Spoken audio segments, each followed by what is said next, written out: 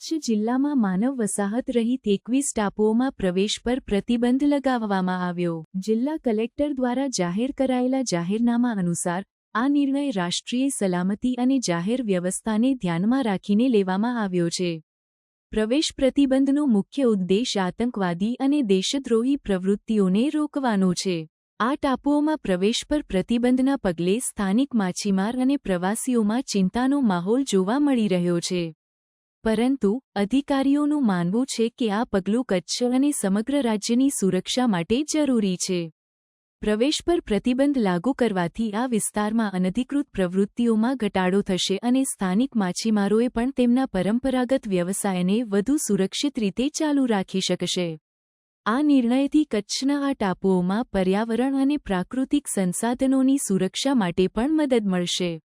અધિકારીઓના જણાવ્યા અનુસાર આ ટાપુઓ પર માનવ પ્રવૃત્તિઓના અભાવને કારણે પ્રાકૃતિક જીવન અને પર્યાવરણમાં સંતુલન જાળવવામાં મદદ મળશે.